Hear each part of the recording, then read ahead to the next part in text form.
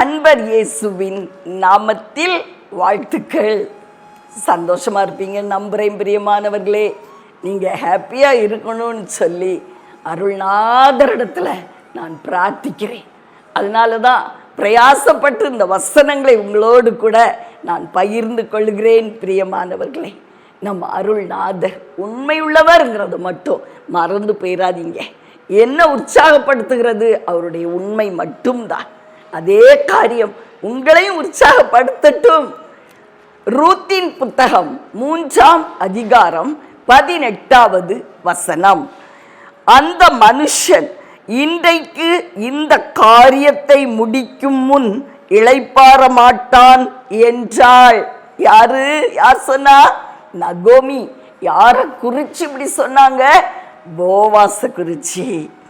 மகளே ரூத், நீ உன் காரியத்தெல்லாம் போவாஸ்ட ஒப்படைச்சிட்டல, அவன் அதை முடிக்கிறதுக்கு முன்னாடி இளைப்பாற மாட்டான்.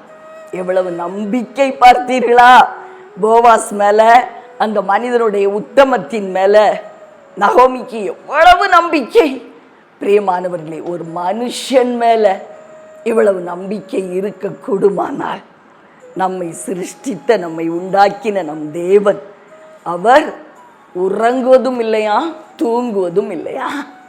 உறக்கம் அப்படின்னா குட்டி தூக்கம், தூக்கம் அப்படின்னா நல்ல டீப் ஸ்லீப், ஆழமான தூக்கம். பிரியமானவர்களே, ரெண்டுமே அவரிடத்துல கிடையாதான். அவர் விழித்திருந்து நம்முடைய வேலைகளை எல்லாம் பார்ப்பதற்கு உண்மை உள்ளவராய் இருக்கிறார். நீங்க நினைக்கலாம், நான் ஒரு சாதாரண மனுஷி, படிப்பறிவு கூட கிடையாது, தேவன் என்னுடைய காரியத்தை குறித்து அவர் கரிசனை உள்ளவராய் இருப்பாரா? என் காரியத்தை முடிக்கணும்னு அவர் அக்கறை உள்ளவராய் இருப்பாரா? நான் இப்பதான் ஆண்டவர் அறிஞ்சிருக்கிறேன் சிஸ்டர், என் காரியத்தை குறித்து அவர் அக்கறை உள்ளவராய் இருப்பாரா அப்படின்னு சொல்லி நீங்க கேட்கலாம். ஒருவேளை உங்க காரியத்தை வேணா அவர் மேற்போட்டு கொள்ளலாம், நான் எம்மாத்திரம் அப்படின்னு சொல்றீங்களா? பிரியமானவர்களே, அவருடைய உண்மை, அவர் தன்னை நேசிக்கிற ஒரு சிறுமையான எளிமையான ஒரு மனுஷியை கூட ஒருபோதும் தள்ளிவிடவே மாட்டார். இன்னொரு கூட்டத்தார் நீங்க சொல்றீங்களா, நான் என் தேவனிடத்துல என் காரியத்தை ஒப்படைச்சி ரொம்ப நாள் ஆச்சு அப்படின்னு சொல்றீங்களா? பிரியமானவர்களே, நீங்க தேவனிடத்துல ஒப்படைச்ச பிறகு என்ன பண்ணீங்க? முறுமுறுத்தீங்களா? அந்த காரியத்தை குறித்து கம்ப்ளைண்ட் பண்ணீங்களா? அல்லது வெசனம் அடைஞ்சீங்களா? அங்கலாய்ப்பு உண்டாயிற்றா? அல்லது தேவனை குறை சொல்லிட்டே இருந்தீங்களா? அல்லது நீங்களே தேவன்கிட்ட ஒப்படைச்சிட்டு ஒரு முடிவை எடுத்துட்டீங்களா? என்ன செய்தீங்க? பிரியமானவர்களே, தேவனிடத்துல நம் காரியத்தை ஒப்படைச்சிட்டா நம்பிக்கையோடு நன்றி மாத்திரம் தான் சொல்லிட்டு இருக்கணும். அப்பா, நீர் எனக்கு செய்து முடித்து கொடுப்பதற்காய் உமக்கு நன்றி செலுத்துகிறேன், நன்றி செலுத்துகிறேன். அவருடைய கையை தடுத்து நிறுத்த யாராலும் முடியாது. அவர் செய்ய நினைத்தது தடைப்படவும் ஒருபோதும் தடைப்படாது.